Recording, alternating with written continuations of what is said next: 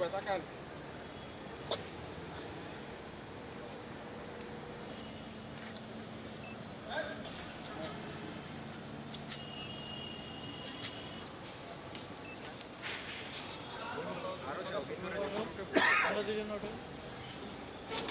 একদম বাইরে 6ই অগস্ট বিকালে কাশিমপুর হাই সিকিউরিটি কেন্দ্রীয় কারাগারের ভিতরে বন্দীরা বিদ্রোহ করে এবং তারা দেয়াল ভেঙে তারা পালানোর চেষ্টা করে।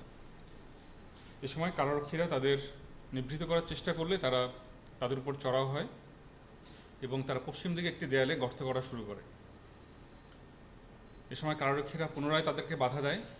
তখন কারা অভ্যন্তরে একটি বৈদ্যুতিক খুঁটি দিয়ে তারা মই তৈরি করে দেয়ালটপকে দুপুর 1টা থেকে 2টোর মধ্যে 1 ঘন্টা সময়ের মাঝে তারা 203 জন বন্দী পালিয়ে যায়।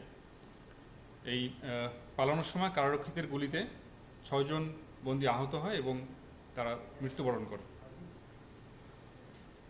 এদের মাঝে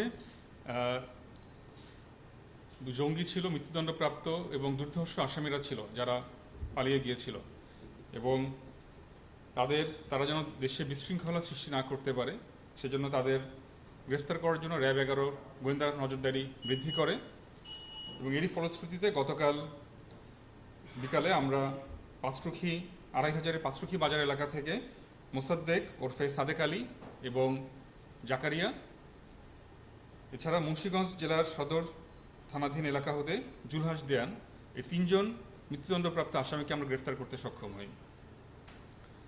গ্রেফতারকৃত আসামি মোসাদ্দেক এবং জাকারিয়াকে জিজ্ঞাসাবাদে জানা যায় তারা একই মামলার আসামি।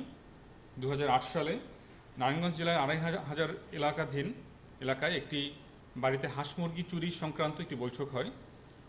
বৈঠকে শামীম, তিনি মোসাদ্দেক, জাকারিয়া এবং শামীম ভূঁইয়া 3 জনের বিরুদ্ধে এই চুরির ব্যাপারে সাক্ষ্য দেন।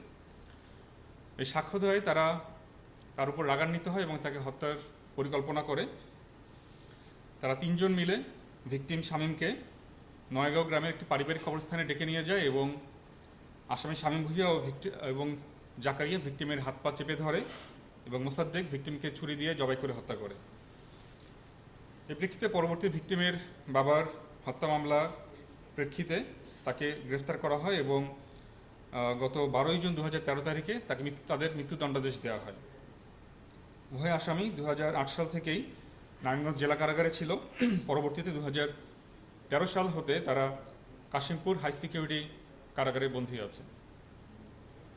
গ্রেফতারকৃত অপর আসামি জুলহাস দেয়ানকে জিজ্ঞাসাবাদে জানা যায় যে গত 2014 সালে সে তার পরকীয়া প্রেমের জেরে তার নিজ সন্তানকে সে হত্যা করে। ঘটনাটি এমন ছিল, সে তার সন্তানকে চিকিৎসার নামে সন্তানকে নিয়ে বাড়ি থেকে বের হয় এবং বাড়ি থেকে নিখোঁজ হয়ে যায়। 3 দিন পর যখন তার পরিবার তার সন্ধান পায় তখন সে বলে তার ছেলে তার কাছ থেকে হারিয়ে গিয়েছে। পরবর্তীতে পুলিশি জিজ্ঞাসাবাদে সে তার সন্তান হত্যার কথা স্বীকার করে এবং তার দেখিয়ে দেওয়া জায়গা থেকেই মৃত সন্তানকে উদ্ধার করা হয়। গ্রেফতারকৃত জুলহাস দেয়ান 2018 সালে তাকে মৃত্যুদণ্ডের আদেশ দেওয়া হয় এবং 2018 সাল থেকেই সে কাশিমপুর হাই সিকিউরিটি কারাগারে বন্দী ছিল।